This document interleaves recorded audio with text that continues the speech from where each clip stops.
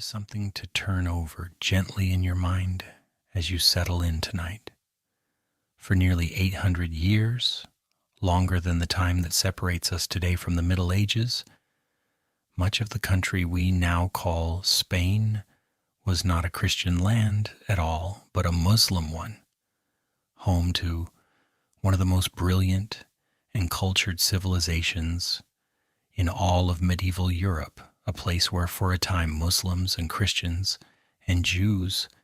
lived side by side, and where the learning of the ancient world was kept alive and passed on. And then, from that same sunlit land, there launched the first truly global empire the world had ever seen, an empire on which the sun never set. Tonight we are going to travel slowly across the whole of that extraordinary story, the entire history of Spain, from the ancient peoples of the peninsula to the modern nation of today. Before we begin, I would love to know where you are listening from tonight and what the hour is where you are. And now let us slow down. Let us slow all the way down. Settle into wherever you are lying. Let the day you have just lived begin to soften and slip away, the way the last warmth of the sun fades slowly from a stone wall after the light has gone. You do not need to remember any of the names or the dates you are about to hear. There will be a great many of them, kings and caliphs and cities, and not one of them matters in the slightest for your rest tonight. This is simply a long, unhurried walk through the history of one sunlit country, and you are welcome to fall asleep at any point along the way. The story will keep unfolding softly in the dark, the way a river keeps flowing down to the sea, whether or not there is anyone on the bank to watch it pass. And it begins with the land, as these stories so often do, because the shape of Spain has shaped its whole history. Picture a great, roughly square peninsula hanging off the southwestern corner of Europe, nearly an island, joined to the rest of the continent only by the high wall of the Pyrenees Mountains along its northern edge, and reaching at its southern tip, so close to Africa that on a clear day you can stand on the Spanish shore and see the mountains of Morocco across a narrow strait, only a few miles of water between two continents. This is Iberia, the great peninsula that Spain shares with its smaller neighbor Portugal, and it is a land of enormous variety and, above all, of sun. There are green, misty, rain-soaked mountains in the north, along the northern coast, but most of the interior is a vast, high, dry plateau, hot in summer and cold in winter, a land of wide horizons and enormous skies, of olive groves and vineyards and fields of grain, of ancient stone towns baking in the light. And it is a land almost surrounded by water, with the Atlantic Ocean to the west and north, and the warm Mediterranean Sea to the east and south, so that Iberia has always been both a fortress, walled off by its mountains and its seas, and a crossroads, a bridge between Europe and Africa, between the Atlantic and the Mediterranean, between north and south. And that double nature, fortress and crossroads, all at once is the deep key to everything that follows. For here is the great thread that runs through the whole of Spanish history, the one I would gently ask you to keep, if you keep anything at all, as you drift toward sleep. Spain is a land of layers, because it stands at this crossroads of continents and seas. Wave after wave of peoples came to it across the many centuries, each leaving their mark, each building upon what those before them had left, so that the Spain we know is not the creation of any single people, but a great, rich accumulation of them all, the ancient Iberians and Celts, the Phoenicians and Greeks who traded on its shores, the Romans who made it deeply their own for 600 years, the Germanic Visigoths who came after Rome, the Muslims from North Africa who ruled much of it for centuries, and made it bloom, and the Christian kingdoms of the north who slowly, over an age, won it back. Layer upon layer upon layer, faith upon faith, people upon people, all of it pressed down and blended together over more than 2,000 years into the country we now call Spain. And so the question at the heart of our journey tonight is really this: how did all these different peoples and faiths, meeting and clashing and mingling on this one sunlit peninsula, come together over the long centuries to make a nation? And how did that nation rise for one dazzling moment to rule half the world? Let us begin at the very bottom of all those layers, in the deep past, with the first peoples of the land. Long before there was any such thing as Spain, the peninsula was home to ancient peoples whose names come down to us only faintly. Along the eastern and southern coasts, and across much of the interior, lived the peoples, the Greeks and Romans, called the Iberians, from whom the whole peninsula takes its name, farmers and metalworkers and warriors who lived in hilltop towns and left behind fine sculptures and a script we still cannot fully read. In the north and center, mingling with them, were peoples related to the Celts of the wider ancient world, and these native peoples were not left alone, for Iberia was rich, above all in metals, in silver and copper and tin, and the great trading and seafaring powers of the ancient Mediterranean came to its shores to seek that wealth. The Phoenicians, those master traders from the coast of what is now Lebanon, founded trading posts along the Spanish coast, including one that grew into the city of Cadiz in the far southwest, which is often said to be among the oldest continuously inhabited cities in all of Western Europe, founded some 3,000 years ago. The Greeks, too, planted colonies on the eastern shore, and then the great North African power of Carthage, that we met before as Rome's mighty rival, extended its own empire across much of southern and eastern Spain, mining its silver to pay for its wars. So even in these earliest times, the peninsula was already what it would always be, a meeting place, a prize contended for by the great powers of the sea. And it was through Carthage that Rome first came to Spain, for it was here in Iberia that much of the great struggle between Rome and Carthage was fought. When the Romans and Carthaginians went to war, Roman armies crossed into Spain to strike at Carthaginian power there, landing on the eastern coast in the year 218 before the Common Era, and so began the long Roman presence in the peninsula. But the native peoples of Iberia did not submit easily. They were fierce and proud and loved their freedom, and they resisted Rome, region by region, for 200 years, in one of the longest and hardest conquests Rome ever undertook, so that it was not until the reign of the first emperor Augustus, around the end of the first century before the Common Era, that the whole peninsula was finally fully brought under Roman rule. The Romans long remembered the fierceness of that resistance, and one story above all, the siege of a Celtiberian hill town called Numantia, whose people held out against the might of Rome for years, and who, when at last there was no hope left and starvation had done its work, are said by the Roman writers to have chosen to destroy themselves and their town rather than surrender to the conquerors. Whether every detail of that dark tale is exact, we cannot be sure, but Numantia became, ever after, a byword for a proud people's refusal to be enslaved, remembered by the Spanish themselves centuries later as an ancient emblem of the stubborn independence of their land. And once Rome had won, the depth of what it built in Hispania is hard to overstate. This was no mere conquered province held down by force, but one of the most thoroughly Roman lands in the whole empire, dotted with fine cities laid out in the Roman way, with forums and temples and theaters and amphitheaters and race courses, some of whose splendid ruins still stand across Spain today. Its people became Roman citizens, spoke Latin, wore the toga, and rose to the very heights of the empire.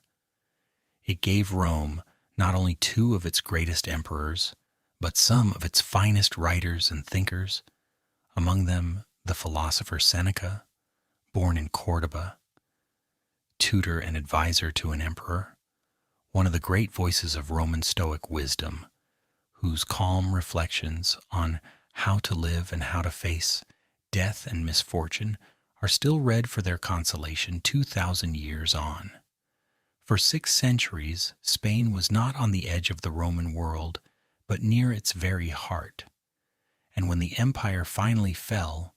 the Roman foundation had been laid so deep that it never truly disappeared, but lay beneath everything the later centuries would build, the bedrock of the Spanish land. But once it was Roman, it became Roman to the very core. The Romans called the peninsula Hispania, and from that ancient name comes the modern word Spain. And for the next 600 years, Hispania was one of the richest and most thoroughly Romanized parts of the entire empire. The Romans built their roads and their bridges and their aqueducts across it, some of which, like the breathtaking aqueduct that still strides across the city of Segovia on its great double tier of arches, stand complete and magnificent to this day, 2,000 years on. They planted the olive groves and the vineyards that still cover the land. They gave it their law and their language, Latin, which took such deep root that it grew over the centuries into the Spanish language itself, so that Spanish is at heart simply Latin, the speech of Rome, changed and softened by 2,000 years, and Hispania gave back to Rome in full measure, for it was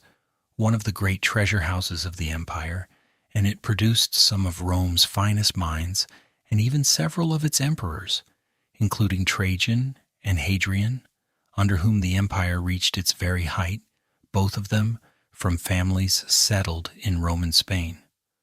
For 6 centuries, Spain was Rome, and when Rome at last fell,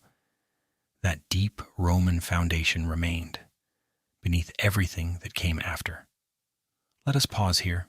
as we will do many times tonight, and simply imagine a day in Roman Hispania, some 1,800 years ago, at the height of the empire, for it is a peaceful thing to rest in. So picture a great country estate, a villa, spread across a gentle hillside in the warm south,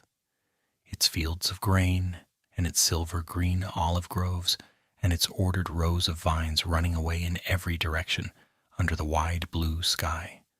You wake in a house of stone and tile, its floors laid with intricate mosaics of little colored stones, pictures of the sea and its creatures, of the seasons, of the old gods and their stories, cool and smooth beneath your bare feet. In the center of the house is an open courtyard, a garden with a fountain, where the light falls soft and green through the leaves. You step out into the early morning, and already the work of the estate is beginning, the laborers going out to the fields, the smell of bread baking, the sound of water running in the channels that the Roman engineers laid so cleverly to carry it where it was needed.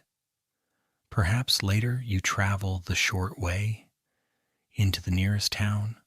along one of the great straight Roman roads, paved with heavy stones, that ran the whole length of the peninsula, and you come to a proper Roman city in miniature, with its forum, its open marketplace lined with columns, its temple on the high ground, its public baths, where the whole town gathers in the afternoon to soak and talk and be scraped clean, its theater cut into the hillside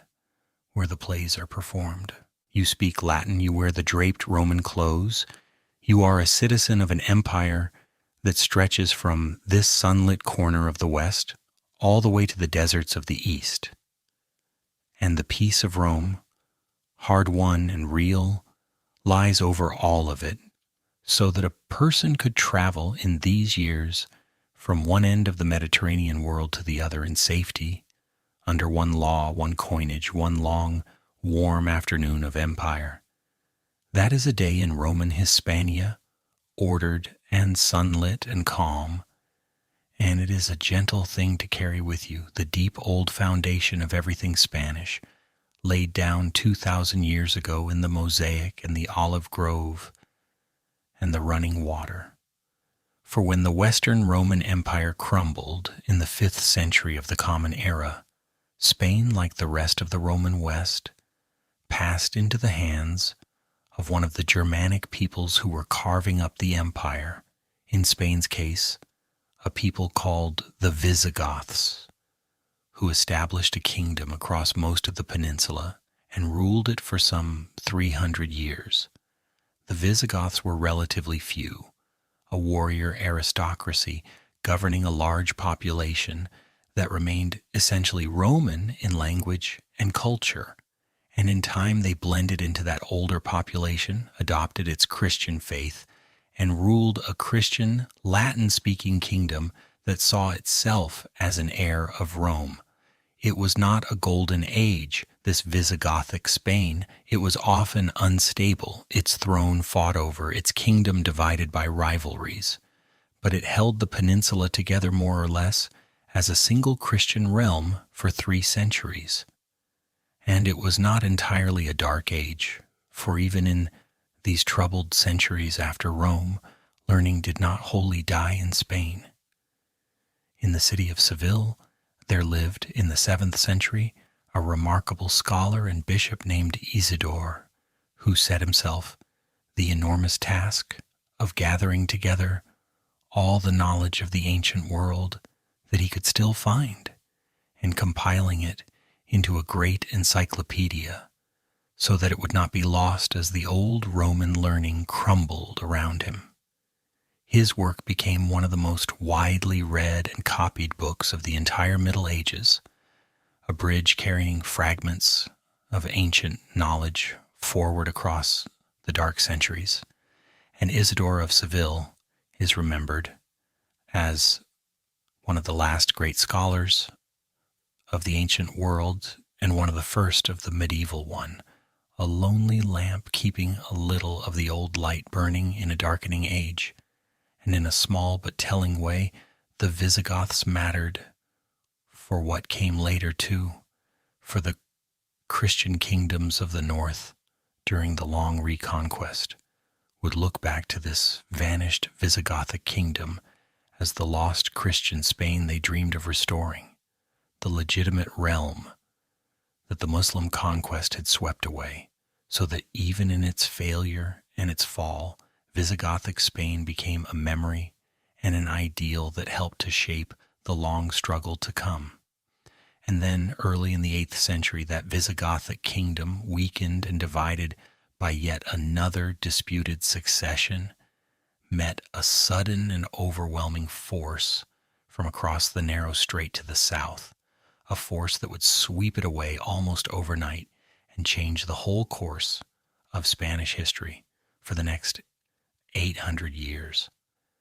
In the century since the Prophet Muhammad, the new faith of Islam had spread with astonishing speed out of Arabia across the whole of the Middle East and North Africa,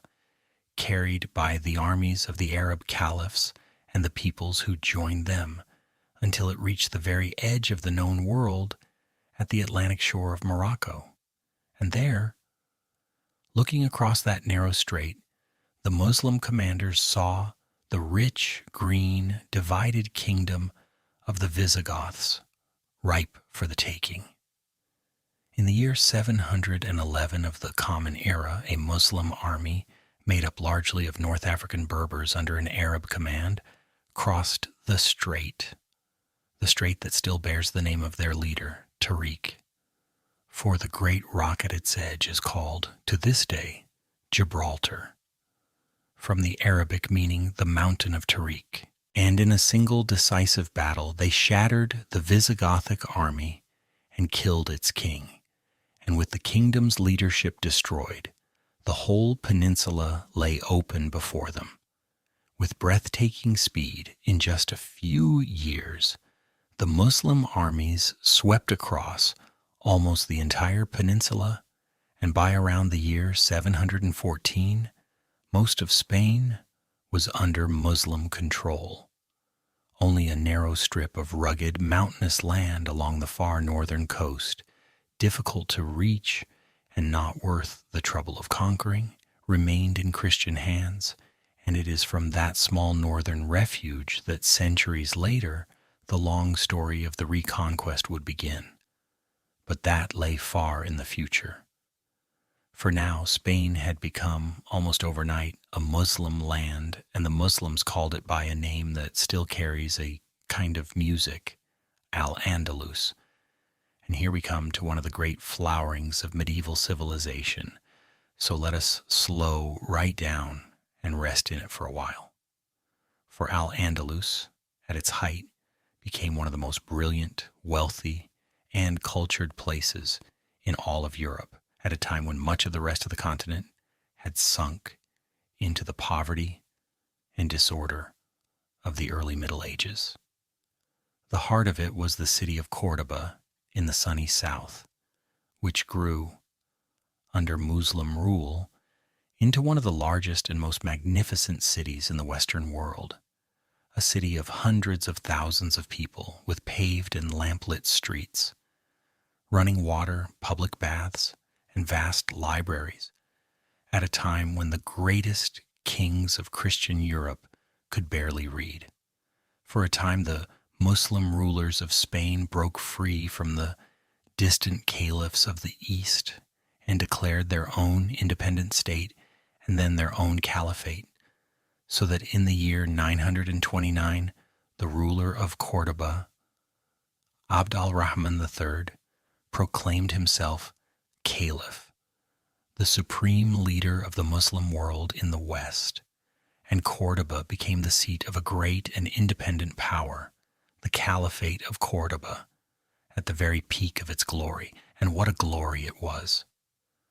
The scholars of Córdoba and the other cities of Al-Andalus kept alive and translated and built upon the learning of the ancient Greeks, the philosophy and science and medicine that had been largely lost in the Christian West, and much of that ancient knowledge would eventually pass back into the rest of Europe through Spain, helping centuries later to spark its reawakening. They advanced the sciences, mathematics, and astronomy, and medicine, refined the growing of crops with sophisticated irrigation, and made their cities places of poetry and music and philosophy. And they built. The supreme monument of this age still stands in Córdoba to this day, the Great Mosque, a vast, breathtaking forest of columns and red and white striped arches marching away in every direction into the dim, cool, hushed interior, one of the most beautiful buildings ever raised by human hands, so lovely that even after Córdoba became Christian again, the Spanish could not bring themselves to tear it down, and it stands still, a Christian cathedral built inside a Muslim mosque, layer within layer, the whole strange, magnificent history of Spain captured in a single building. There is a wonderful story behind the founding of this Andalusian world worth telling slowly, for it turns on a single dramatic escape. In the middle of the 8th century, the ruling dynasty of the whole Muslim world, the Umayyads, who reigned from Damascus, was overthrown and massacred by a rival family. Almost the entire ruling house was wiped out. But one young prince named Abd al-Rahman escaped the slaughter and fled, a hunted fugitive, all the way across North Africa, pursued by his family's enemies, until at last he reached the far western edge of the Muslim world in Spain. And there this exiled prince, the last survivor of a fallen dynasty, gathered support, seized power, and founded a new state, an independent Muslim Spain ruled by his line, carrying the memory of vanished Damascus to the far Atlantic shore. It is said that he planted a palm tree in his garden in Córdoba, a tree from his lost homeland in the east, and wrote a wistful poem to it, seeing in the lonely, transplanted palm an image of himself, a stranger far from home. And there is something deeply moving in that image, a homesick exile at the edge of the world, founding out of his loss a civilization that would shine for centuries. And shine it did, above all in learning, and it is worth naming some of the great minds it produced, for their influence reached far beyond Spain. In Córdoba was born the philosopher known in the West as Averroes, whose profound commentaries on the ancient Greek thinker Aristotle, translated from Arabic, would flow into the universities of Christian Europe and help reshape the whole course of Western thought. In that same city was born the great Jewish philosopher and physician Maimonides, one of the towering figures of Jewish history, whose works are studied to this day. The scholars of Al-Andalus advanced medicine and astronomy and mathematics, refined the numerals and the algebra that had come from the East and would pass on to Europe. And they transformed the very land itself, for the Muslims brought with them a whole revolution in agriculture, new crops, and new ways of watering the dry southern soil, introducing to Spain, and through Spain to Europe, such things as rice and citrus fruits, the orange and the lemon, sugar, cotton, and many more, so that the very oranges that Spain is famous for, the orange trees shading its courtyards, are a gift of Al-Andalus. This was the achievement of Muslim Spain, not conquest alone, but cultivation of the land and of the mind, a great flowering of knowledge and beauty in the western sun. There is a word often used for this Andalusian world, a word that means roughly coexistence, the idea that here in Muslim Spain, the three great faiths of the one God, Muslims and Christians and Jews, live together in a degree of tolerance and mutual exchange unusual for the age, and there is real truth in it, for the Jewish community of Spain in particular flourished under Muslim rule as it did almost nowhere else in medieval Europe, producing great scholars and poets and physicians in what is remembered as a golden age of Jewish culture. Christians and Jews were permitted to practice their faiths under certain conditions and restrictions, and the three communities did mingle and trade and learn from one another, and something genuinely rich and creative grew from that mingling. But I want to be honest and careful here, as we should always be, because historians rightly caution us not to paint this coexistence as some perfect modern paradise of equality, which it was not. It was a hierarchy, with the Muslims on top and the Christians and Jews as tolerated but subordinate communities who paid a special tax and lived under real limits, and there were periods of harmony and periods of harshness and persecution both. The truth, as so often, lies in the middle. Al-Andalus was neither a flawless utopia of tolerance nor a place of simple oppression, but something more complicated and more human, a society in which, for long stretches, and to a remarkable degree by the standards of its time, people of different faiths found ways to live together and to enrich one another, even as the old inequalities and tensions never entirely went away. And that in itself was a precious and unusual thing in the medieval world, and its memory has never quite faded from the sunlit land where it once flourished. Let us pause here, as we like to do, and simply imagine what it was to walk through Cordoba at its height 1,000 years ago in the greatest city of the Western world. So picture yourself waking in a house of whitewashed walls, built around a cool inner courtyard, a patio, with a fountain trickling softly at its center and pots of flowers around the edges, and perhaps an orange tree giving shade. For this is the Andalusian way of building, the house turned inward, away from the hot street, around a green and watered private heart. A way of building the Spanish keep to this day, in the flowered patios of the southern towns. You rise in the cool of the early morning before the heat of the day and step out into the narrow, winding streets, paved with stone, shaded by the close-set houses, and already the city is alive. You make your way to the market, the great crowded bazaar, where the goods of the whole known world are laid out, silks and spices from the distant east, leather and gold, books, ceramics, fruit and vegetables from the irrigated gardens that ring the city. And the air is thick with the smells of cooking and leather and spice, and the sound of a dozen languages, and the calling of the traders. Water runs everywhere, in channels and fountains, brought into the city by Roman and Muslim engineering, so that Cordoba is famous for its baths and its fountains and its clean, watered streets, a marvel of comfort in an age when the cities of the Christian North were dark and filthy and small.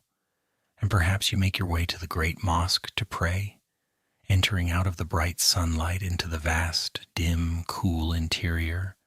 that endless forest of columns fading away into the shadows, the striped arches rising overhead, the hushed murmur of prayer, the light falling in soft shafts, one of the most peaceful spaces ever created. Or perhaps you are a scholar, and you go instead to one of the great libraries, said to hold hundreds of thousands of books, hand-copied, a treasure of knowledge unmatched anywhere in Europe, and you sit and read the works of the ancient Greeks, or the new advances in medicine and mathematics, or the poetry that this civilization loved so well. For the Andalusians were passionate poets writing of love and gardens and wine and the ache of beauty and time. That is a day in Cordoba, in its golden age, a day of sunlight and running water and learning and poetry and the mingling of peoples in a city that was for a while the most civilized place in the Western world. And it is a lovely thing to carry towards sleep, that image of the cool courtyard and the trickling fountain and the shaded street, the deep Andalusian art of finding peace and beauty in the heat of the southern sun. But no golden age lasts forever, and the Caliphate of Cordoba, for all its brilliance, did not endure. Early in the 11th century, it fell apart, torn by civil war and rivalry, and Al-Andalus shattered into a patchwork of small, quarreling states, each ruled by its own petty king, states the Arabs called the Taifas. These little kingdoms were often centers of great culture in their own right, but they were weak and divided,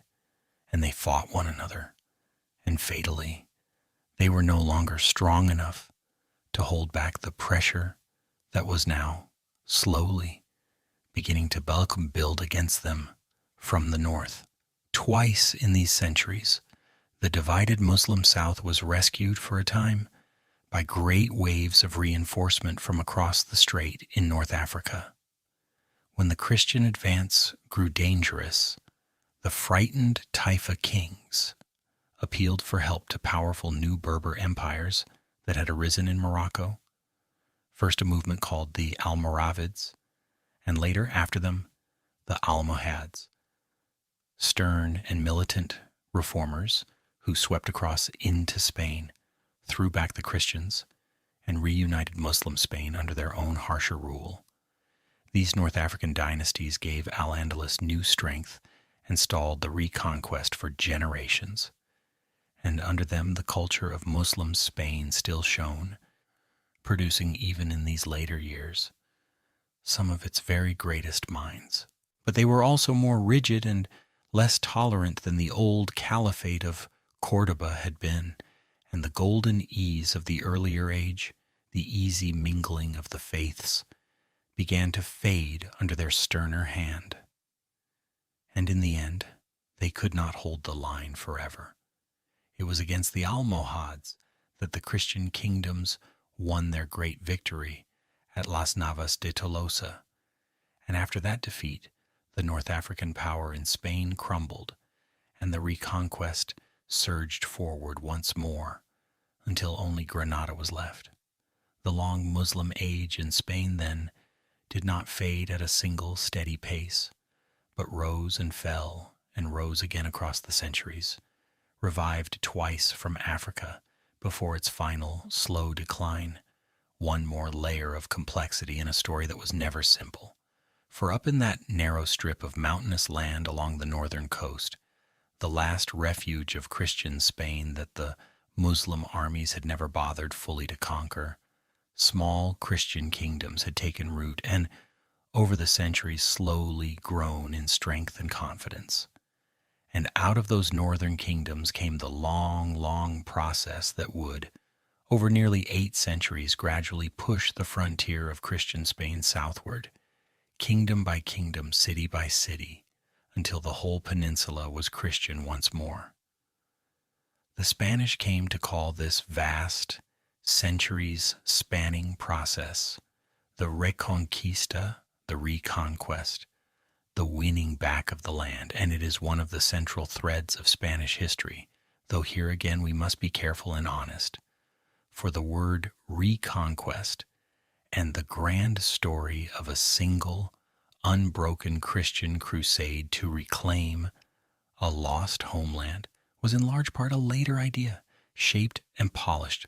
by the victors long afterward. The reality on the ground across those 8 centuries was messier and more human. It was not one long holy war, but a slow, halting, complicated process, with Christian kingdoms fighting each other as often as they fought the Muslims, with Christian and Muslim rulers sometimes allying against their own coreligionists, with long periods of peace and trade and coexistence between the shifting frontiers, and with the border moving slowly south, not in one great crusading surge, but over dozens of generations, through war and marriage and settlement, and the patient pressure of the Christian north on the divided Muslim south. But move south it did. This long frontier age produced its own legends and its own heroes, and one above all.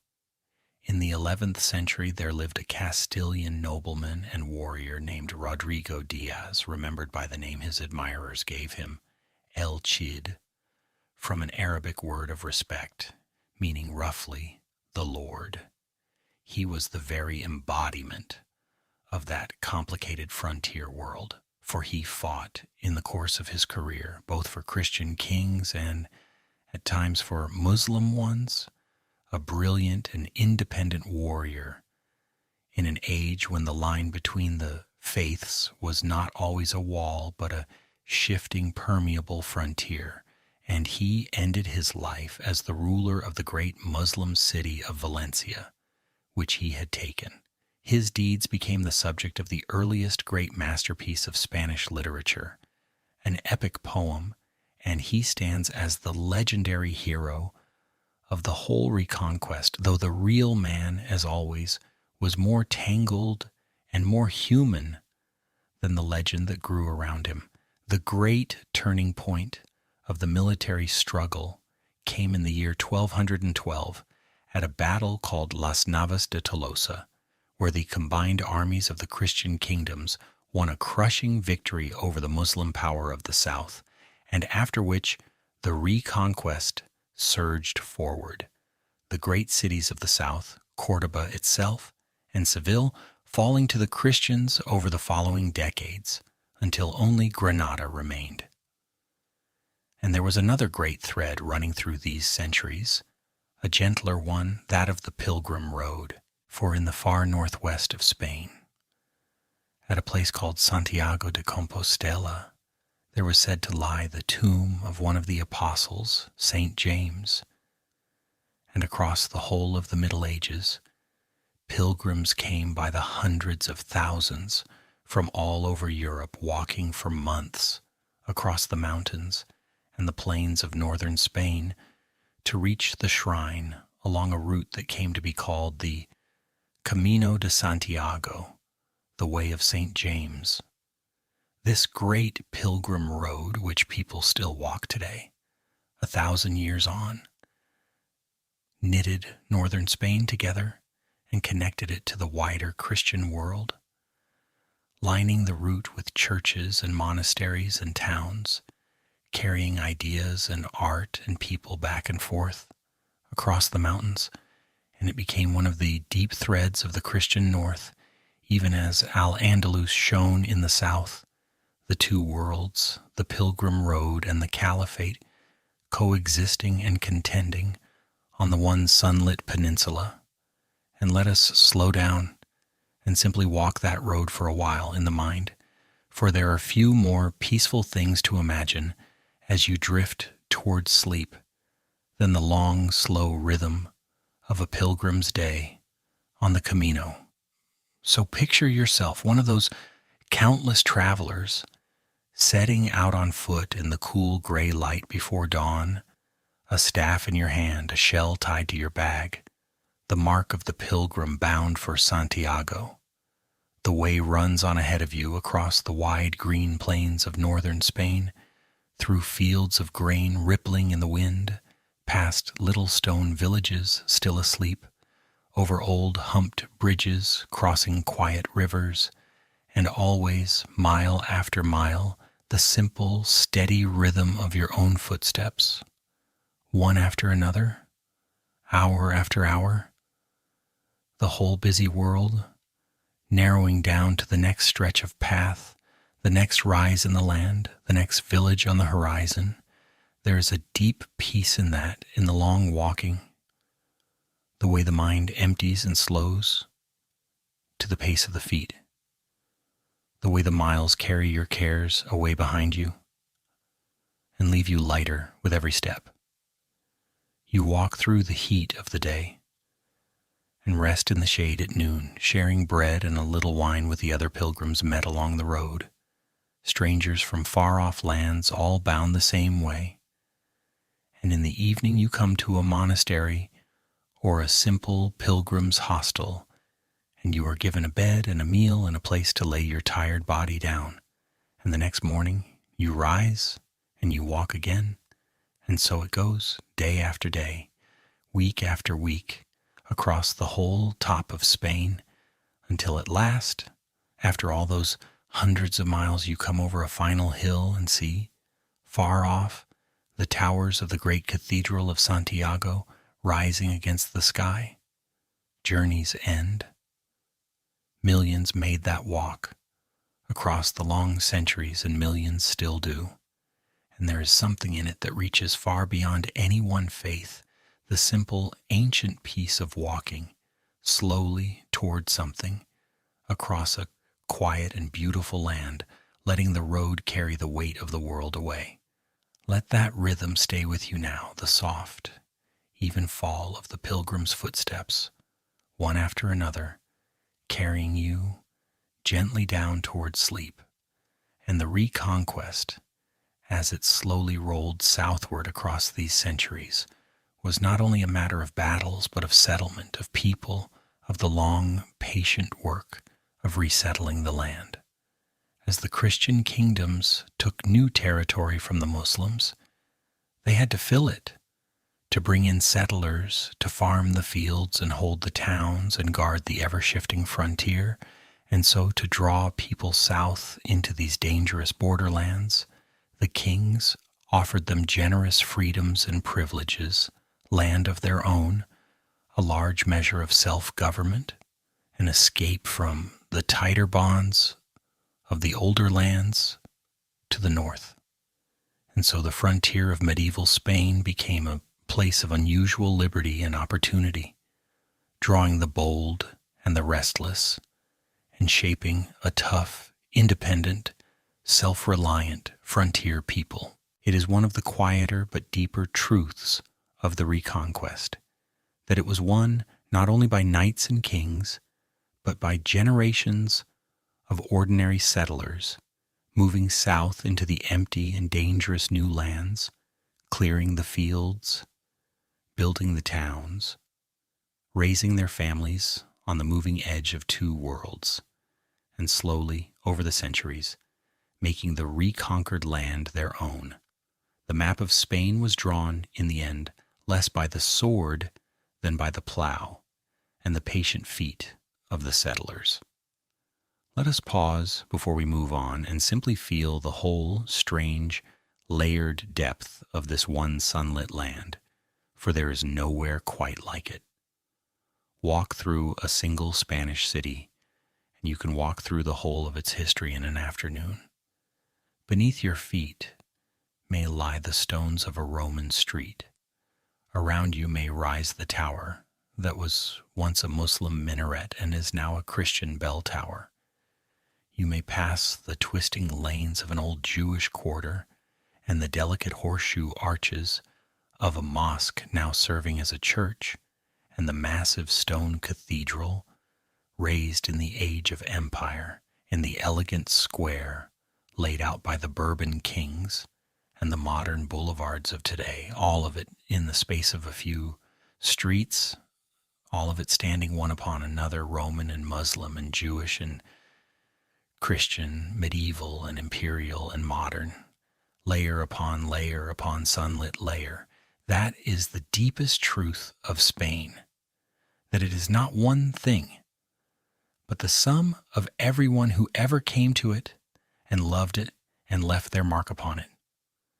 A great, rich, complicated accumulation of peoples and faiths and ages pressed together on one peninsula between two seas and two continents,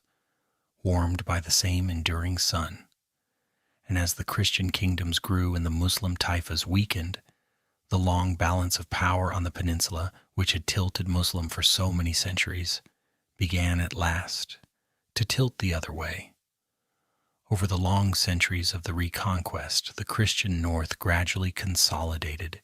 into a handful of major kingdoms, and two of them came in time to dominate the rest. There was Castile, the great kingdom of the Central Plateau, named for its many castles, large and powerful, and turned toward the Atlantic. And there was Aragon to the east, a smaller kingdom but a great maritime and trading power, turned toward the Mediterranean, with possessions reaching across the sea into Italy. For centuries, these Christian kingdoms had been separate and often rival powers. And then, in the year 1469, came a marriage that would change everything and, in a real sense, create Spain.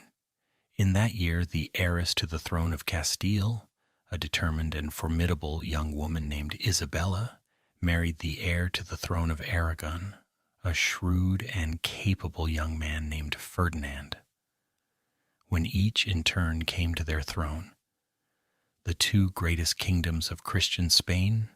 were joined, not merged into one, for they kept their own separate laws and institutions, but united under a single royal couple who ruled them together and who are remembered ever after as the Catholic monarchs, Ferdinand and Isabella. It is with them that the modern nation of Spain truly begins to take shape, and it is under them that the peninsula's long medieval story rushed all at once toward one of the most consequential years in the whole of human history. It is worth understanding just what their union was and what it was not, for it shaped everything after. Ferdinand and Isabella did not merge Castile and Aragon into a single kingdom. Each realm kept its own laws, its own parliament, its own coinage, its own customs and identity. What joined them was the crown itself, the fact that the same two people ruled both as partners, side by side, each in their own kingdom, a personal union at the top over two distinct lands beneath. And this is the deep origin of something that has run through Spanish history ever since.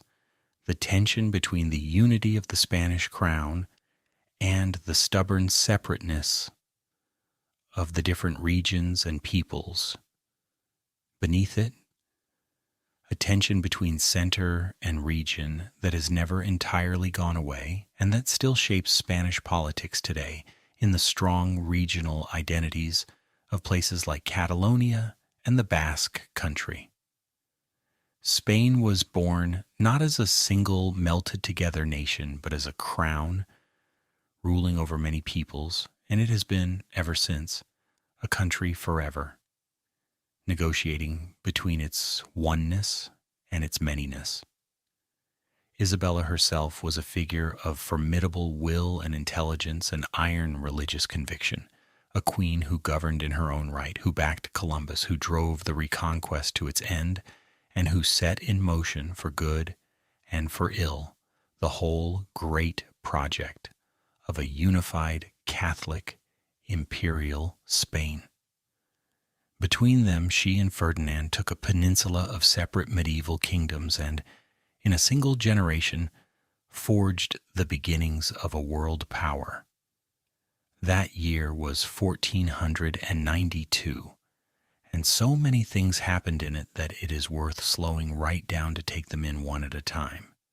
for the world was remade in those 12 months. First, there was the completion of the reconquest.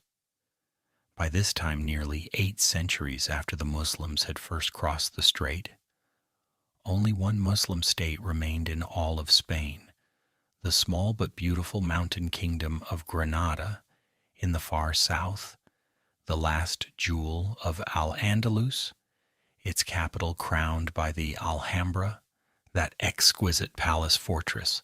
of courtyards and fountains and delicately carved halls that is, to this day, one of the most beautiful buildings in the world, the final, perfect flower of Andalusian art. It is worth lingering on the Alhambra, for it is one of the most peaceful and beautiful places human beings have ever made, and a fitting image to hold as you drift. Picture it. Up on its hill above the city of Granada, with the snow-capped mountains behind it. From the outside, it is a plain, strong, reddish fortress, giving a little away. But step inside, and you enter a world of impossible delicacy and calm.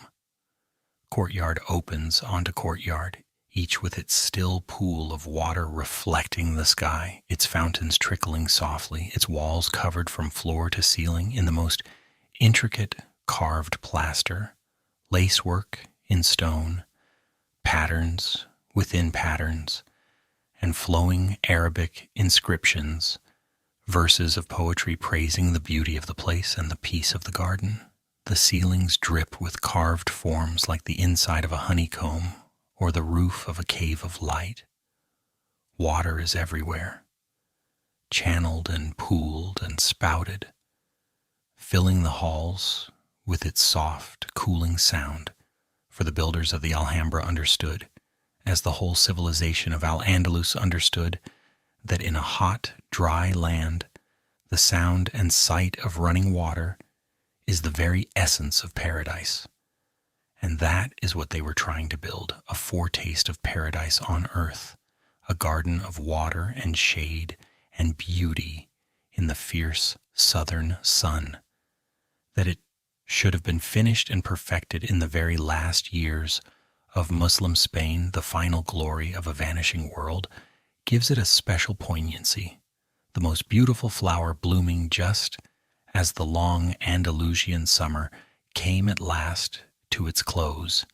Ferdinand and Isabella turned the full weight of their united kingdoms against Granada, and after a long campaign, at the very start of the year 1492, the last Muslim ruler of Granada surrendered the city and rode away into exile and, so the poignant legend goes, paused on a mountain pass to look back and weep at the paradise he had lost, at a spot still called the last sigh of the Moor. With the fall of Granada, the reconquest was complete. After nearly 800 years, there was no longer any Muslim state in Spain. The whole peninsula, for the first time in all those centuries, was ruled by Christian kings. And in that very same year, 1492, Isabella made a fateful decision that would open a new world. A Genoese sea captain named Christopher Columbus had come to her court with a wild and most experts thought mistaken idea that one could reach the rich lands of Asia by sailing not east but west across the open Atlantic Ocean. Most learned people doubted him, and rightly, as it turned out, for he had badly miscalculated the size of the earth. But Isabella, flush with the triumph of Granada, decided to gamble on him and gave him her backing. And so, in that same world-changing year, Columbus set sail west across the Atlantic and came, not to Asia as he believed, but to islands in the Caribbean that no one in Europe had known existed, and so opened the way to the Americas and to the vast Spanish Empire that would grow there and changed the history of the entire planet. From that single voyage would flow the whole age of European expansion across the oceans, the joining of the two halves of the world, and the rise of Spain to become the first global empire in history. And it truly was global in a way no empire had ever been before, for the Spanish did not stop at the Americas. A Spanish expedition under a Portuguese captain named Magellan, sailing in Spanish service, made the first voyage all the way around the entire world, proving the earth could be circled, though Magellan himself died along the way. The Spanish crossed the vast Pacific and claimed the islands they named the Philippines, after their king, and there they founded the city of Manila. And from Manila, a great galleon sailed each year across the Pacific to Mexico, carrying the silks and porcelain of China, to be traded for the silver of the Americas, so that Chinese goods flowed to Europe and American silver flowed to China,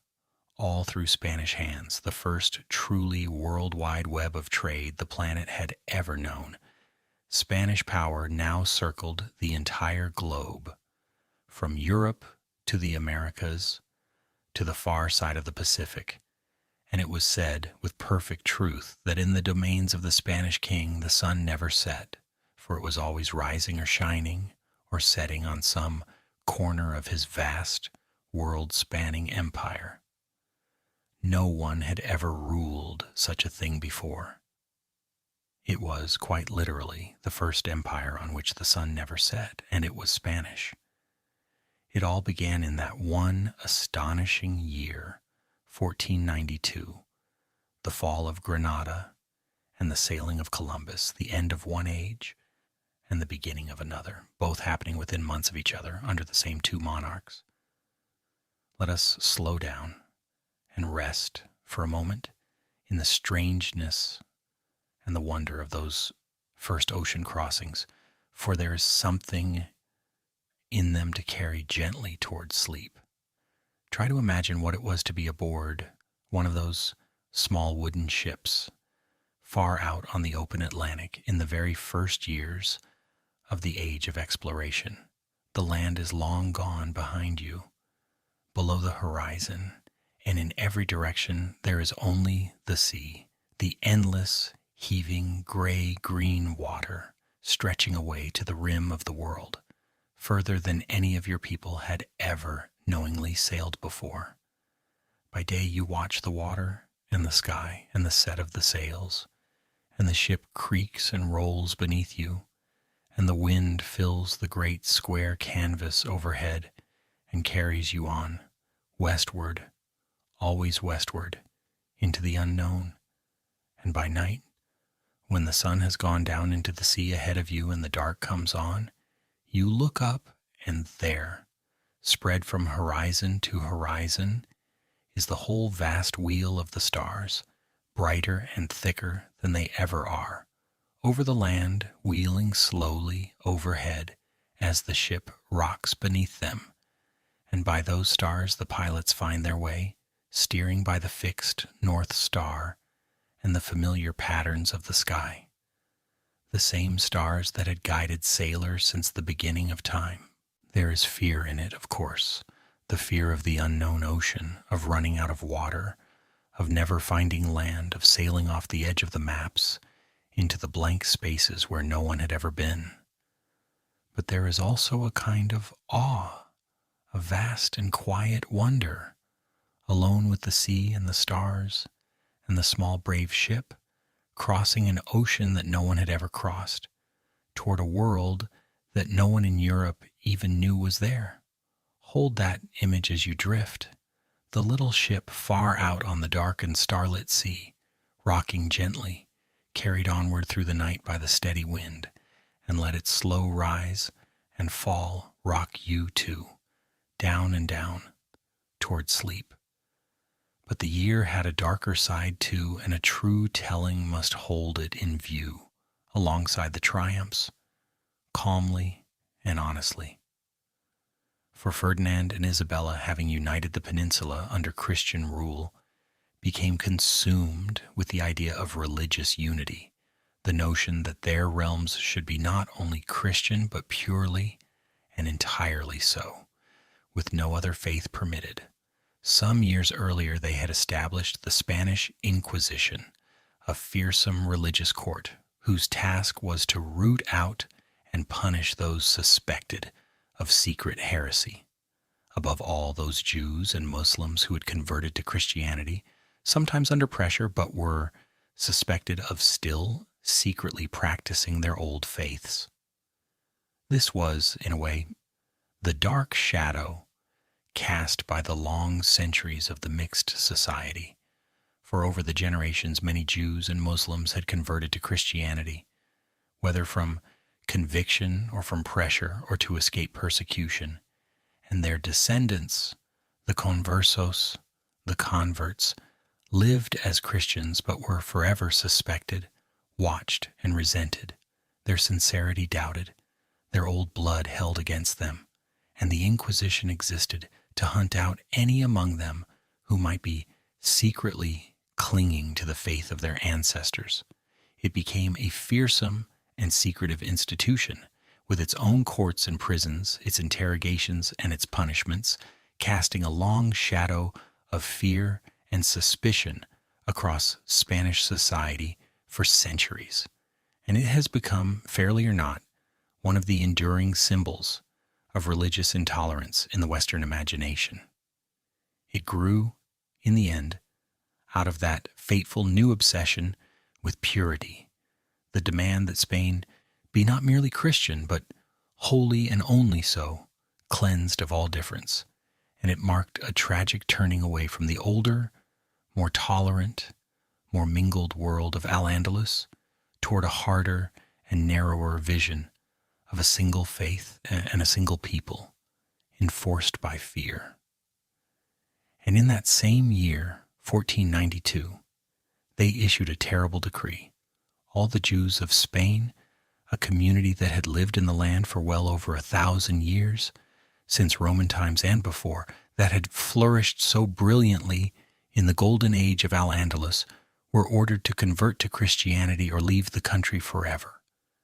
Tens of thousands of them, rather than abandon their faith, chose exile and were driven from the only homeland they had ever known, scattered across the Mediterranean world, carrying with them their memories and their old Spanish language, which their descendants would keep alive in distant lands for centuries. It was a grievous act of intolerance and a great loss to Spain, the driving out of a people who had contributed so much to its culture and its wealth. And in the years that followed, The same fate would eventually fall upon Spain's remaining Muslims, pressured to convert and, generations later, expelled in their turn. For the Muslims who had stayed in Spain after the reconquest and been forced to accept Christianity, the people called the Moriscos lived on for over a century as a distrusted minority, suspected, like the Jewish converts before them, of secretly keeping their old faith, restricted, watched, and resented, their old customs and language forbidden. And at last, early in the 17th century, the Spanish crown decided to be rid of them altogether and expelled the entire Morisco population, some hundreds of thousands of people, driving them out of Spain and across the sea to North Africa. It was another great act of intolerance and another self-inflicted wound, for the Moriscos were often skilled farmers and craftsmen, and whole regions of Spain were left depopulated and impoverished by their going. With their expulsion, the last living remnant of Muslim Spain, of that great civilization of Al-Andalus that had flourished for 800 years, was finally torn out of the land, and the long, rich, tangled coexistence of the faiths on the peninsula came sorrowfully to its end. What remained of Al-Andalus after that was only its monuments, standing silent in the sun, and its deep, ineradicable mark on the language, the food, the music, and the very soul of the land it had once ruled. The Spain that was being born in 1492, then, was a nation of dazzling triumph and terrible intolerance both, reaching out to conquer a new world, even as it closed its heart at home. And both of those things, the glory and the cruelty, are part of the honest story, bound together, as they so often are, in the history of nations. And now Spain entered upon the most dazzling chapter of its whole history, its golden age of empire, when this newly united nation on the edge of Europe rose, with astonishing speed, to become the most powerful state in the world and the master of the first empire in history on which, quite literally, the sun never set. It began with the new world that Columbus had opened. In the decades after 1492, Spanish adventurers, the conquistadors, sailed west in growing numbers and with a boldness and a ruthlessness that is genuinely staggering. Small bands of them toppled the great empires of the Americas. We have met this story from the other side, in the fall of the Aztecs and the Inca, and it is a heavy one, the conquest of whole civilizations, the deaths of countless millions from war, and above all, from the diseases the Europeans carried, one of the great catastrophes of human history. From the Spanish side, it brought an empire of almost unimaginable extent, stretching across the Caribbean, across Mexico and Central America, down the length of South America, and eventually across the Pacific to the Philippines, named for a Spanish king. And it brought wealth, above all silver, vast, staggering quantities of silver, dug from the mines of the Americas, especially from a single mountain of silver at a place called Potosi, high in the Andes, worked at a terrible human cost, and shipped back across the ocean in great treasure fleets to fill the coffers of the Spanish crown and make Spain, for a time, the richest and most powerful kingdom on earth. All of this vast new commerce flowed through a single city, and it is worth picturing, for it was for a century one of the great cities of the world. That city was Seville, in the south, on a river reaching up from the Atlantic, and to it was given the sole legal right to trade with the whole of the Americas, so that every ship bound for the New World and every treasure fleet returning laden with silver passed through Seville, A great royal office there, the House of Trade, controlled and taxed and recorded all of it, keeping the precious charts of the ocean routes, licensing the ships and the emigrants, guarding the secrets of the newfound world. Twice a year, the great fleets would gather and sail together for protection against pirates and storms, dozens of ships crossing the ocean in convoy, and when the treasure fleet came home safe, to Seville, the whole city, the whole country, breathed again, for the wealth of Spain, quite literally, rode upon those ships. Seville swelled into a booming cosmopolitan metropolis, crowded with merchants and sailors and adventurers from across Europe, its quays piled with the goods of two worlds, one of the richest and most vibrant places on earth. And woven all through the Spanish Empire, from the very beginning, was the Church. For the Spanish crown saw the spreading of the Catholic faith to the peoples of the New World as one of the central purposes of the whole enterprise, indeed as its justification. And so, alongside the conquistadors and the silver miners, went the missionaries, the friars, who spread across the Americas founding missions and churches, learning the native languages, baptizing millions, and building, over the generations, the deeply Catholic culture that still marks Latin America to this day. It was a complicated and often painful legacy, this forced conversion of whole peoples, bound up with conquest and coercion, and yet some of these churchmen also became the fiercest defenders of the native peoples, raising their voices in Spain itself against the cruelties of the conquest, arguing that the peoples of the Americas were human beings with souls and rights. In one of the earliest great debates about human rights in Western history, here again the story holds its two faces together, the cross carried alongside the sword, conversion and conquest, cruelty and conscience, all bound up in the vast and troubled enterprise that made Spain, for a golden century, the master of the world. Let us pause, as we like to do, and imagine a day in Seville at the very height of its glory. 400 years ago, in the city that was the beating heart of the first global empire. So picture yourself waking in a tall house in the crowded, sun-drenched city, the light already strong and golden on the whitewashed walls.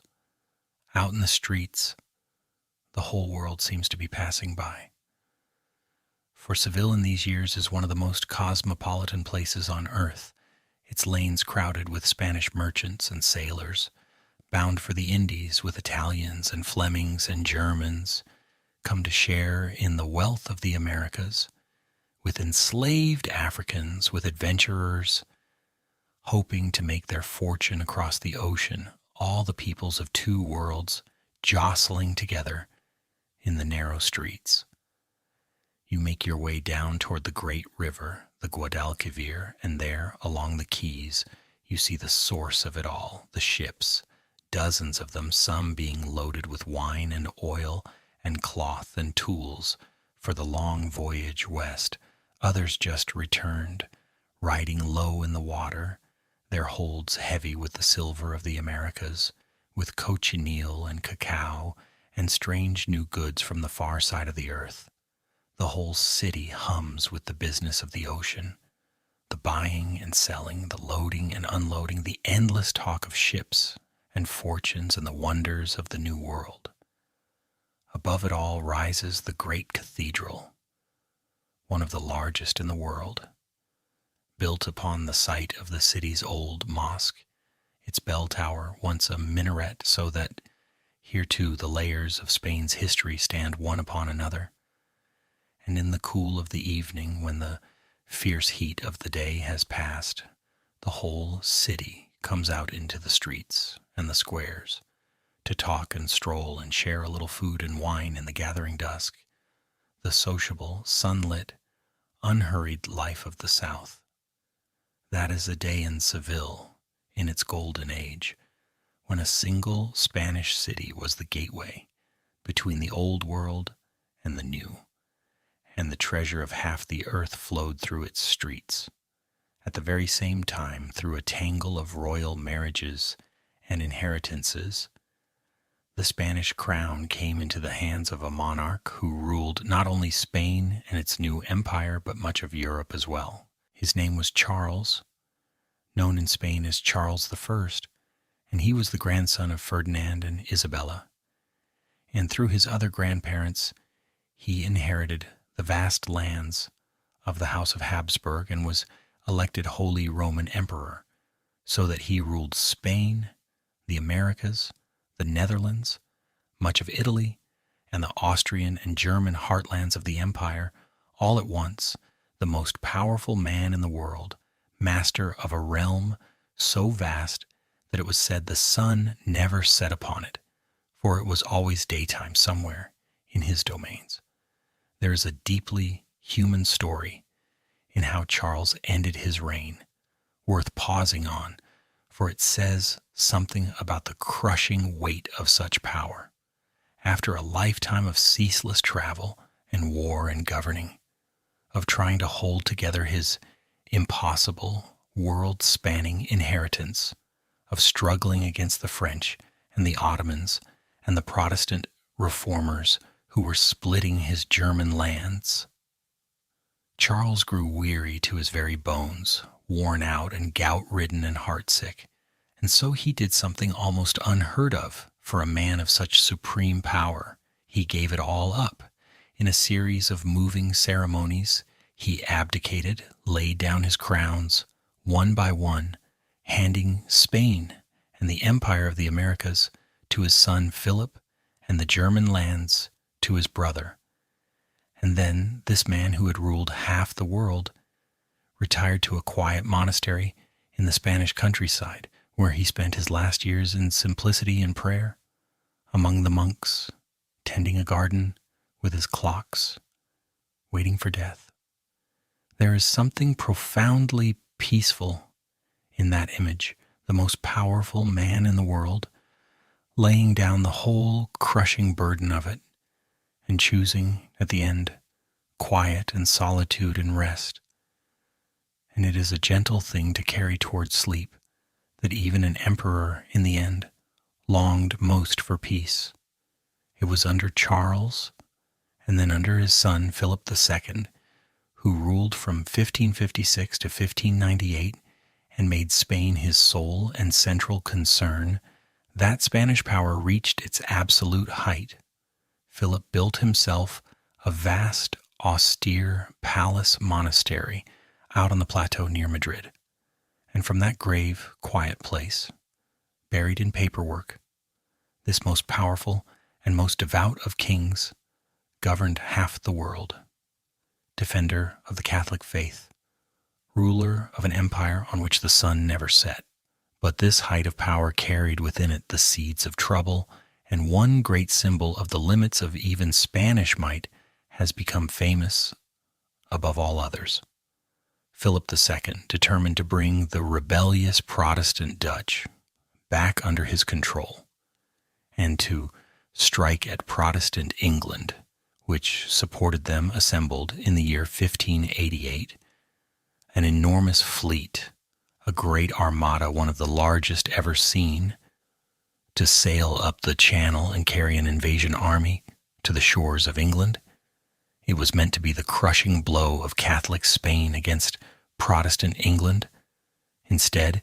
it became one of history's most famous failures. The great armada was harried and scattered by the smaller, nimbler English ships and their fire ships, and then, trying to escape home the long way around the British Isles, it was battered and wrecked by ferocious storms, and only a broken remnant of that mighty fleet ever limped back to Spain. The defeat of the Spanish Armada did not by itself end Spanish power, which remained immense for decades more, but it became a great symbol. The moment when the seemingly invincible empire was shown to be, after all, Resistible, the first crack in the golden edifice. And yet, even as its political power reached its peak and began its long, slow turn toward decline, Spain in these same years blazed into one of the most glorious cultural flowerings in all of European history, a period so brilliant that the Spanish call it, simply, the Siglo de Oro, the Golden Century. This was the age that produced, in Miguel de Cervantes, one of the greatest writers who ever lived, whose masterpiece, the story of the deluded old knight Don Quixote, tilting at windmills in his rusty armor, dreaming of a chivalry that no longer existed, is often called the first modern novel and remains one of the most beloved and profound books ever written, funny and sad and wise all at once. It was the age of great playwrights who filled the theaters of Madrid and of magnificent painters, above all, Diego Velázquez, court painter to the king, whose portraits and whose masterpiece of the Little Princess and her attendants are counted among the supreme achievements of Western art, and El Greco, with his strange, elongated, flame-like figures glowing with an inner spiritual light. There is a lovely irony in the life of Cervantes himself, worth pausing on, for the man who wrote the greatest work of the Spanish Golden Age lived a life of almost unbroken hardship and failure. He was a soldier in his youth and lost the use of his left hand in a great sea battle against the Ottomans. He was captured by pirates and held as a slave in North Africa for 5 years. Before he was ransomed, he came home to Spain and struggled for years in poverty and obscurity, working as a tax collector, even being thrown into prison over his accounts. And it was, tradition says, in a prison cell that he first conceived the story of Don Quixote. He did not publish his masterpiece until he was an old man, and though it made him famous, it never made him rich, and he died still poor. And yet out of that hard and disappointed life came a book of such warmth and wisdom and gentle humor, so full of love for the muddled, dreaming, absurd, and noble human heart that it has outlived every king and conquistador of his age. There's a deep consolation in that the truest treasure of the whole Spanish Golden Age was made not by its mighty and its wealthy, but by a broken old soldier scratching out a story in his poverty, dreaming, like his own mad knight, of something finer than the hard world around him. And the Golden Age was not only worldly, it was also an age of intense religious feeling, and it produced some of the greatest mystics in the history of the Christian faith, figures who sought, through prayer and contemplation, a direct experience of the divine, and who wrote of that inner journey with extraordinary beauty. There was Teresa of Avila, a nun of remarkable energy and practical genius as well as deep spiritual insight, who reformed her religious order and wrote works on prayer and the inner life that are treasured still. And there was John of the Cross, a poet of the soul's dark night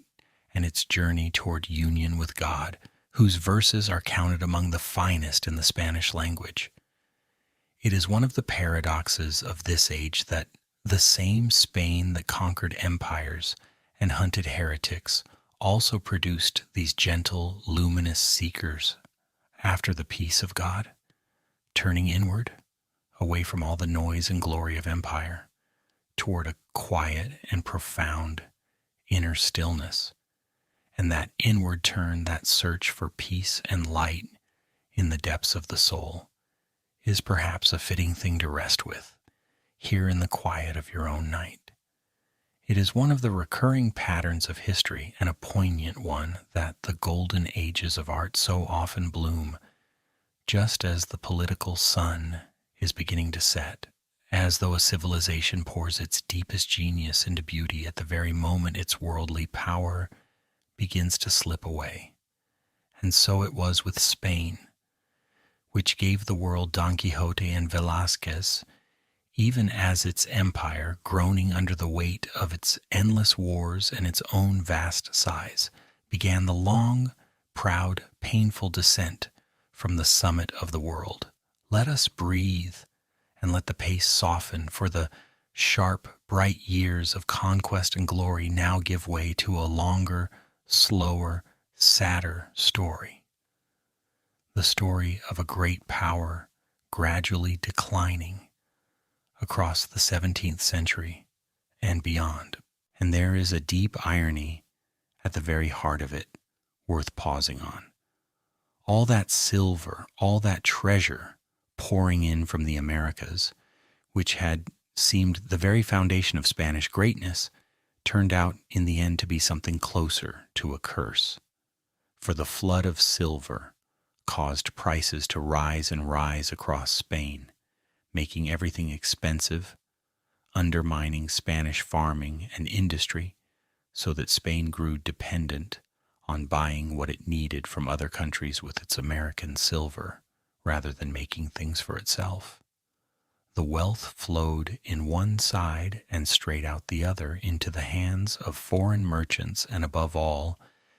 into the bottomless cost of Spain's endless wars. For the Spanish crown, as champion of the Catholic faith and ruler of half of Europe, was almost always at war, in the Netherlands, in Italy, in Germany, against the French,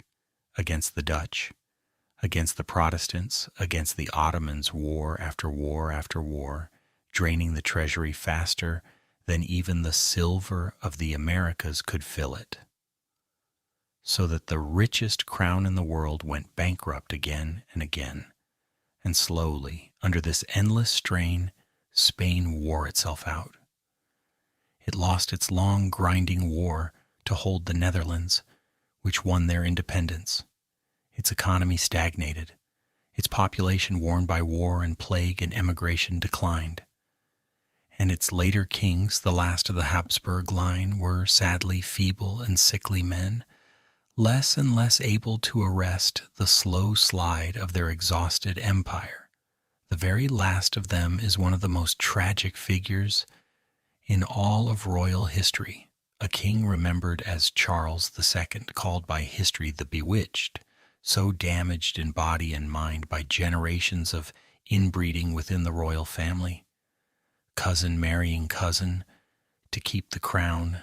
in the bloodline, that he was frail and sickly his whole life and unable to produce an heir. He sat, this broken and suffering man, at the head of a still vast empire that was crumbling around him, the sad final flicker of the mighty Habsburg line in Spain, and his childless death would set off the great war over who should inherit what remained. There is a real poignancy in it. The once world-conquering dynasty of Charles V and Philip II guttering out at the last in this gentle, afflicted, sonless king, a whole age of glory ending not with a bang, but with the quiet closing of a bloodline. We should also pause, in fairness, on the way Spain's decline was remembered and told, for much of the harshest picture of imperial Spain, the image of it as uniquely cruel and fanatical and backward, was shaped by its rivals, the Protestant nations of Northern Europe with whom it was so often at war, who had every reason to blacken its name. And this hostile portrait came to be called the Black Legend. Modern historians work carefully to see past it, to weigh the real cruelties of the Spanish Empire, which were considerable against the propaganda of its enemies, which was also considerable, and to judge Spain by the same standard as the other empires of its age, which were, in truth, no gentler. The honest picture, as always, is a balanced one, an empire capable of great cruelty and great achievement both, no better and no worse in the end, than the other great powers, who would go on to build their own empires in the centuries after Spain's had begun to fade. The line of the Spanish Habsburgs finally died out with no heir at the very end of the 17th century, and the question of who should inherit the still vast Spanish Empire plunged the whole of Europe into a great war, the War of the Spanish Succession, fought across the early years of the 1700s. When the dust settled, the throne of Spain had passed to a new dynasty, the Bourbons, a branch of the royal family of France, who reign in Spain indeed to this very day. Under these new Bourbon kings, Spain in the 18th century enjoyed a partial recovery, a calmer and more orderly age of careful reform and modernization, as its new rulers tried to drag the tired old empire into a more efficient modern shape. Influenced by the new ideas of the Enlightenment sweeping across Europe, the best of the Bourbon rulers built roads and canals, founded academies and encouraged science and industry, reformed the government and the taxes, and tried, in their careful way, to make Spain a modern, rational, well-governed state, tightening the crown's grip over the once separate kingdoms and drawing the country together into something more like a single unified nation. It was a real and genuine improvement, and 18th century Spain was a calmer and more prosperous place than the exhausted country of the last sad Habsburgs. But there was a price paid at the very start of the Bourbon age that Spain has never forgotten. For during the war that brought the Bourbons to the throne, the British seized a small but immensely strategic rocky headland at the very southern tip of Spain, guarding the entrance to the Mediterranean, the great rock of Gibraltar, that same Gibraltar named 1,000 years before for the Muslim general Tariq, and Britain never gave it back. To this day, that little rock at the toe of Spain remains British, a lingering reminder of the age when Spain slipped from the first rank of powers, and a small, sore point between the two nations that has never entirely healed. But Spain was no longer the master of Europe. That role had passed to others, to France, and to a rising Britain, and Spain settled into the rank of a second-tier power, still holding its vast American empire, but no longer setting the course of the world. And the loss of empire, when it came in the early 19th century, ushered in for Spain itself not peace, but a long and painful age of turmoil, one of the most unstable centuries in its whole history, and it is worth understanding gently, for it set the stage for the tragedies of the 20th. For with the old certainties gone, the empire slipping away, the ideas of the French Revolution loose in the land, Spain fell into a long struggle over its own future. And here we see the first clear emergence of that fateful division that would haunt it, the split into two Spains. On one side were those who wished to hold to the old order, the absolute monarchy, the power of the church, the traditional ways. On the other were the liberals who wanted a constitution, a parliament, individual rights, a modern nation. Across the 19th century, these two visions fought again and again in coups and uprisings, and even in a series of civil wars, the Carlist Wars, fought over rival claimants to the throne, but really over these two visions of what Spain should be. Governments rose and fell, constitutions were written and torn up, the monarchy was overthrown and restored more than once, the country lurching from crisis to crisis, unable to settle its own soul. It was a century of instability and frustrated hopes, of a proud old nation struggling and failing to find a stable modern form, and the deep quarrel it could not resolve, The quarrel between the old Spain and the new would fester on unhealed into the next century, where it would finally erupt into catastrophe. And then, at the start of the 19th century, the storm of Napoleon broke over Europe, and it fell with particular violence on Spain. Napoleon, master of much of the continent, turned on his Spanish ally, and in the year 1808, his armies occupied the country, and he placed his own brother on the Spanish throne, deposing the rightful king. But the Spanish people did not accept this foreign ruler, and they rose against the French in a furious popular uprising, a long and savage war of resistance in which ordinary Spanish people, fighting in small bands, waged a new kind of warfare against the occupying armies, a warfare of ambush and raid and endless harassment that gave the world a new word, guerrilla, meaning little war. The horror of this conflict was captured unforgettably and forever by the great Spanish painter Francisco Goya, whose dark and searing images of the suffering and cruelty of that war are among the most powerful anti-war art ever made. With the help of British armies, the Spanish eventually drove the French out, and it was one of the wounds that finally brought Napoleon down. But Spain emerged from the ordeal shattered, impoverished, and bitterly divided within itself. And crucially, its grip on its vast overseas empire had been fatally loosened.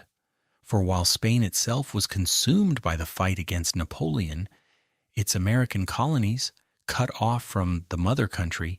and stirred by the same ideas of liberty that were sweeping the age, began one after another to break away. Across the 1810s and 1820s, in a series of wars of independence led by figures like Simón Bolívar and José de San Martín, nearly the whole of Spain's vast American empire, which had taken 3 centuries to build and had made Spain the greatest power on earth, was lost, breaking apart into the many independent nations of Latin America that we know today. Within a single generation, Spain went from the master of an empire spanning the globe to a diminished and struggling nation, clinging only to a few last remnants of its former glory, chief among them the island of Cuba and the distant Philippines. And even those at the very end of the 19th century, in the year 1898, Spain lost, too, in a short and humiliating war against the rising power of the United States, a defeat so shocking to the national spirit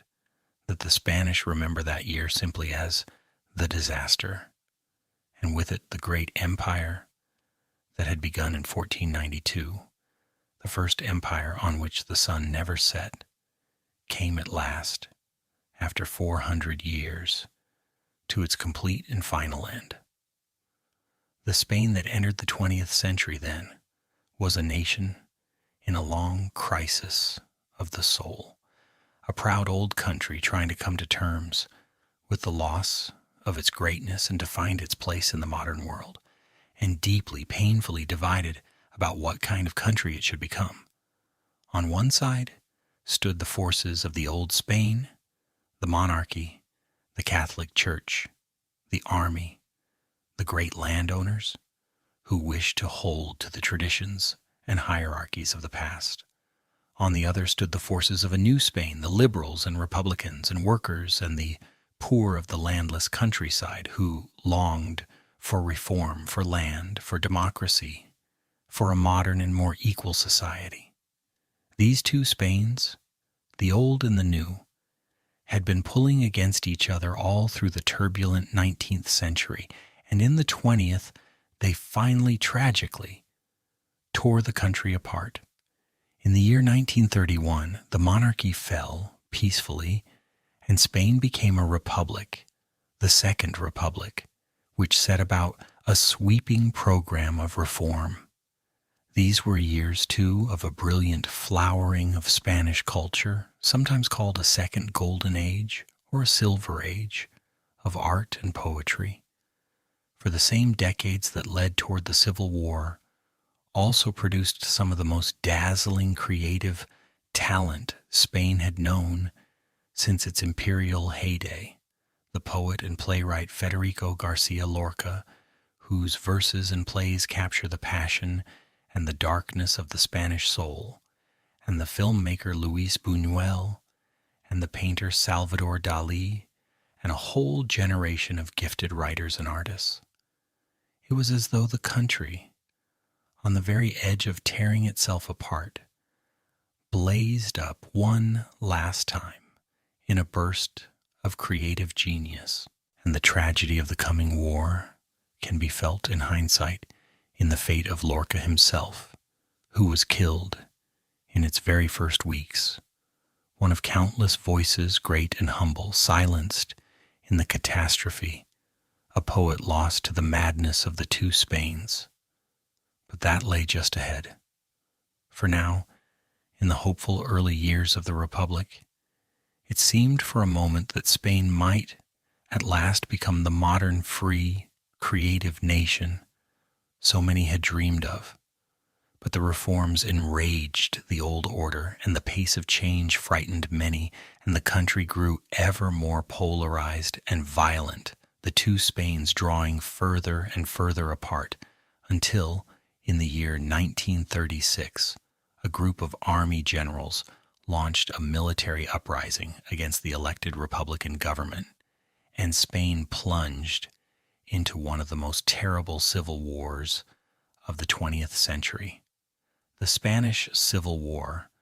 which raged from 1936 to 1939, was a catastrophe, and I will speak of it gently, as befits this quiet hour, but truthfully, for it lies like a deep wound across the whole of modern Spanish memory. It was a savage conflict in which perhaps 500,000 people died, brother against brother, village against village, and it was marked by great cruelty on both sides. It became, too, a kind of terrible rehearsal for the greater world war that was about to engulf Europe, for the wider powers took sides. Nazi Germany and fascist Italy sending arms and men to help the rebel generals, while the Soviet Union aided the Republic. And idealistic volunteers came from all over the world to fight for one side or the other, believing that the fate of freedom itself was being decided on the fields of Spain. In the end, after 3 years of bloodshed, the rebel forces won, under the leadership of a cold and cautious general named Francisco Franco, and the Republic was crushed. And Franco, having won, made himself the sole ruler of Spain, and he would hold that power as a dictator for the next 36 years, until his death. The long decades of Franco's rule from 1939 to 1975 were, for many Spaniards, gray and heavy years, years of dictatorship, of censorship and repression, of the victors ruling harshly over the defeated, of the old, traditional, conservative Spain reimposed by force, its regional languages and cultures, like those of the Catalans and the Basques, suppressed, its opponents silenced or driven into exile. For a long time, Spain was isolated and poor, shut out of the mainstream of a Europe rebuilding after the World War. And yet, slowly, across the later decades of the dictatorship,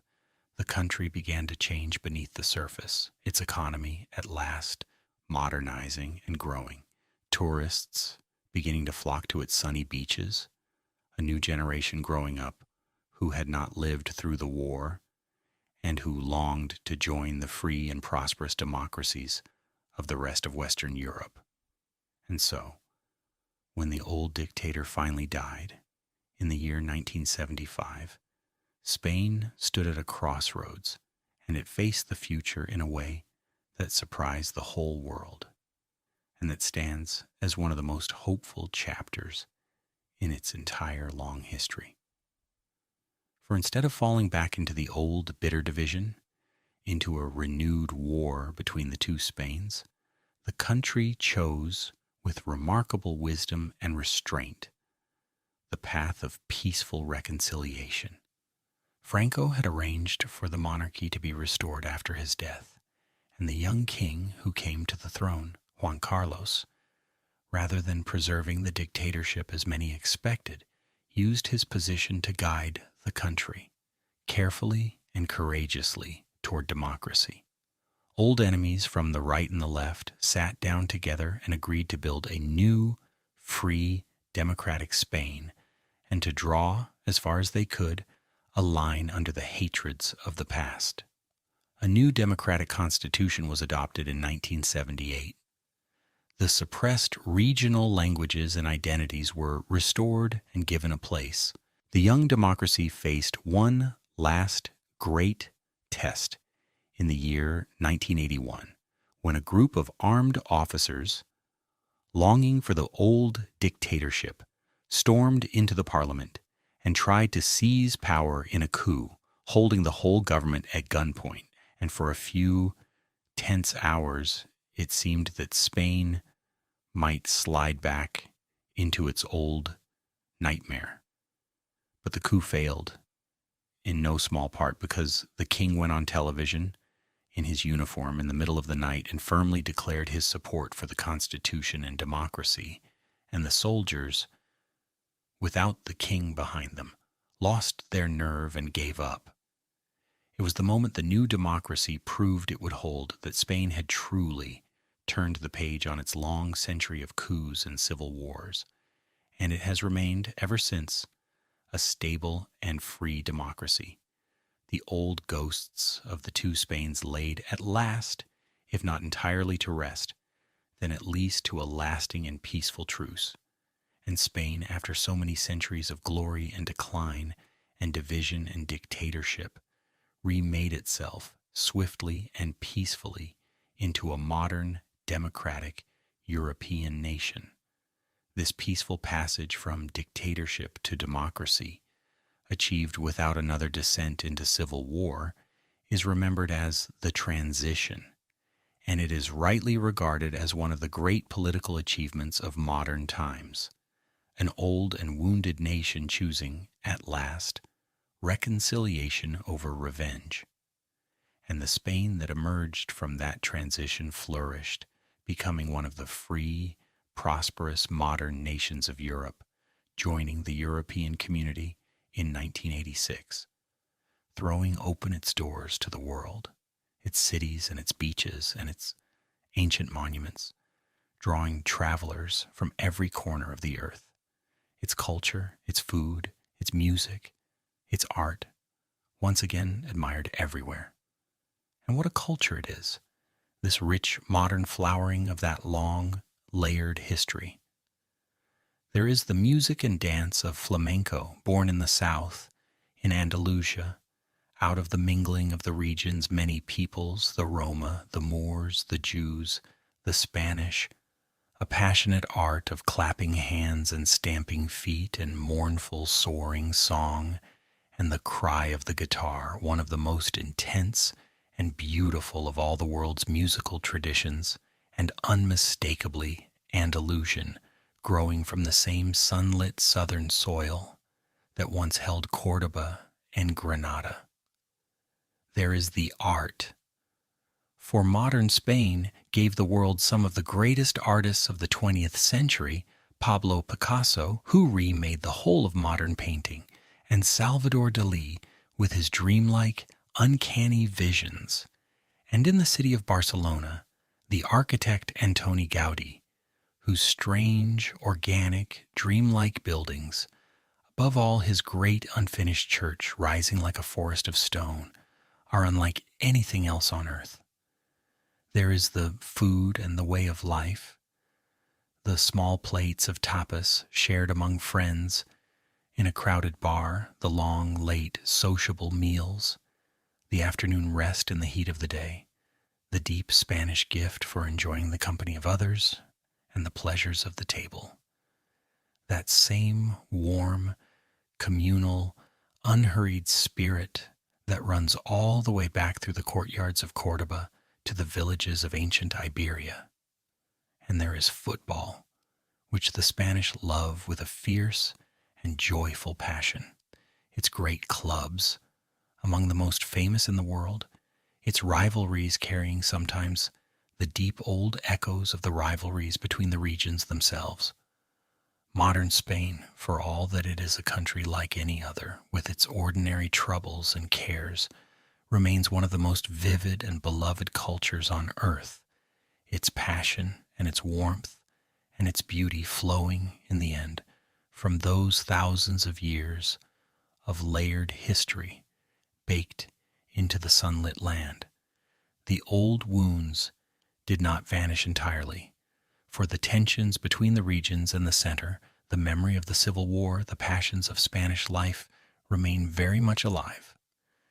as they do in any nation with so long and so intense a history. That deep old question, born all the way back with Ferdinand and Isabella, of how to hold one Spanish crown over many proud and distinct peoples, has never gone away, and it lives on today above all in the question of Catalonia in the northeast, where many long for greater independence, a modern echo of that ancient tension between the oneness and the manyness of Spain. And the monarchy, that same House of Bourbon restored after Franco,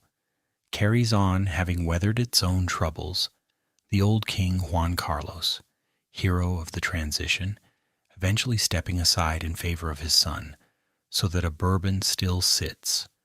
quietly and constitutionally, on the Spanish throne, a living thread reaching back through Franco and Napoleon and the golden age of empire all the way to the France of 300 years ago, and beyond that to Ferdinand and Isabella themselves. But the Spain of today is a country transformed, a vibrant modern democracy that has made its peace, more or less, with its own turbulent past. Now let us gather up this long journey and let it settle. Think of the whole shape of it, from the ancient Iberians and the traders on the sunlit coasts, through 6 centuries as the treasure house of Rome, through 800 years in which much of the land was the brilliant Muslim world of Al-Andalus, with its courtyards and fountains and libraries, through the long, slow reconquest and the fateful year of 1492, through the dazzling golden age when Spain ruled the first global empire and gave the world Don Quixote and Velázquez, through the long, proud decline and the loss of empire, through the terrible division of the Civil War and the gray years of dictatorship, and on to the hopeful, hard-won democracy of today. Layer upon layer upon layer, people upon people, faith upon faith, all of them still present quietly in the Spain of now. And notice at the very end how much of that long story lives on, far beyond the borders of Spain itself, all across the world. For the Spanish language, carried across the ocean in that great age of empire, took such deep root in the Americas that today it is spoken as a mother tongue by hundreds of millions of people across nearly 20 nations, from Mexico to Argentina, making it one of the most widely spoken languages on the entire planet, so that the words first shaped by Romans in Hispania 2,000 years ago are now spoken every day by more people across the Americas than in Spain itself. And it is worth remembering that Spain itself has never been a land of only one tongue, for the layers of its history left it many. The language we call Spanish is really Castilian, the speech of the great central kingdom of Castile, which spread with Castile's power to become the common language of the nation and of the empire. But it was never alone. In the northeast, in Catalonia, and around the Mediterranean coast, people speak Catalan, a rich language with its own great literature. In the northwest, in Galicia, above the border with Portugal, they speak Galician, close kin to Portuguese. And in the Basque country in the north, along the Pyrenees, the people speak Basque, which is one of the true wonders of Europe, for it is not related to Spanish or to Latin or to any other language on the continent,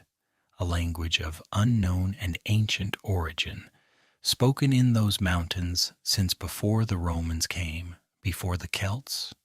before recorded history, the last living remnant, most scholars believe, of the tongues that were spoken across Europe before the great Indo-European languages arrived. A voice from the very deepest layer of the European past, surviving still in the green Basque hills. These many languages and the strong regional identities that go with them are one more expression of that deepest truth about Spain, that it is not one people but many, layered and blended, and yet each still holding, in its own corner of the sunlit land, to its own ancient voice. The faith, the food, the music, the very names of half the New World carry Spain within them still. And back on the peninsula itself, the deep layers endure. The Roman aqueduct still standing at Segovia, the great mosque still standing at Cordoba, the Alhambra still crowning its hill at Granada, the whole long, layered, sunlit history written into the very stones of the land. And the mark of Al-Andalus in particular runs far deeper into modern Spain than any single monument, right down into the everyday speech of the people, though most of them never notice it. For the Spanish language is threaded through with thousands of words taken from Arabic,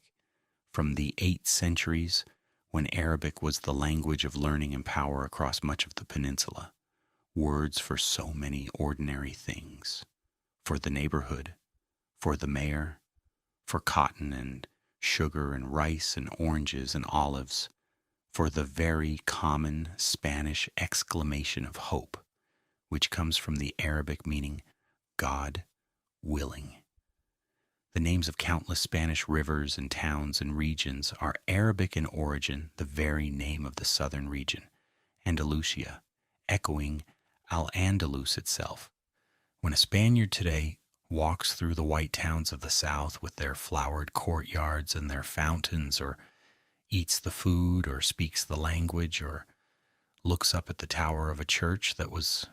once a minaret, they are moving, without ever thinking about it, through a world still quietly shaped by that vanished Muslim civilization, its gifts absorbed so deeply that they have simply become Spanish. That is the final, gentle truth of all these layers, that in the end they do not stay separate at all, but blend and dissolve into one another until no one can say any longer where one people ends and the next begins.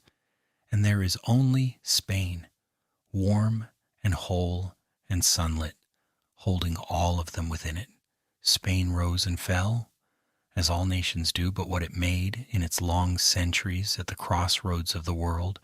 flowed outward across the whole earth and lives on still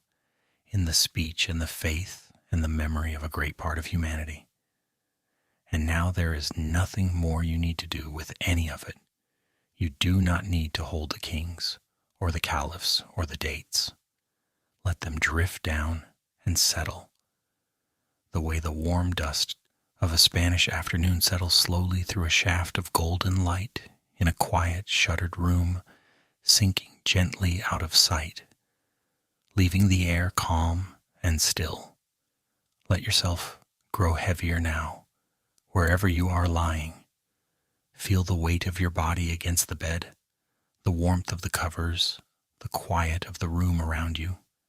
Somewhere far away, the sunlit land is settling into night. The olive groves and the vineyards and the wide, dry plateau, going dark and cool under the coming stars. the old stone towns falling quiet, the fountains still trickling softly